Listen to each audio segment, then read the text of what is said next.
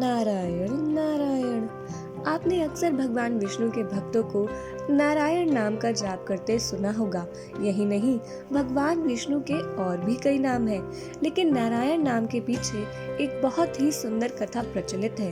तो आइए जानते हैं कि क्यों भगवान विष्णु को नारायण भी कहा जाता है।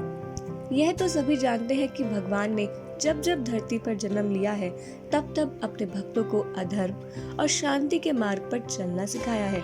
ऐसा ही एक अवतार उन्होंने भगवान ब्रह्मा के पुत्र मनु और उनकी पत्नी रुचि के माध्यम से नर और नारायण नामक दो ऋषियों के रूप में लिया था। इस अवतार का कारण भी शांति और समृद्धि का विस्तार करना था।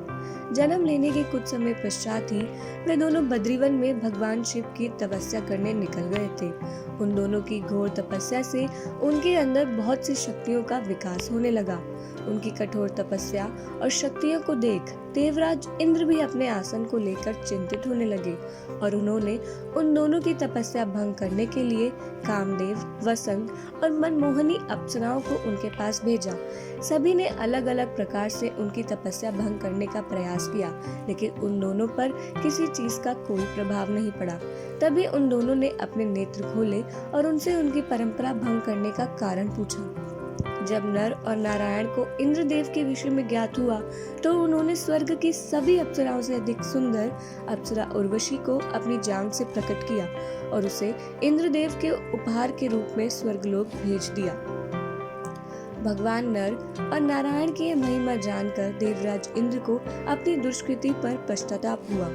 माना जाता है कि भगवान नर और नारायण ने ही द्वापर युग में भगवान कृष्ण और अर्जुन के रूप में जन्म लिया था और अधर्म पर धर्म की विजय प्राप्त की थी।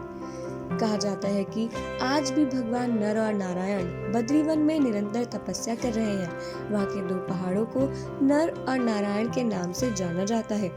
उसी बद्रीवन में ही बद्री का आश्रम है और पास ही में केदारनाथ का शिवलिंग है, जिसे नर और नारायण ने मिलकर स्थापित किया था और शिव तपस्या में लीन हो गए थे।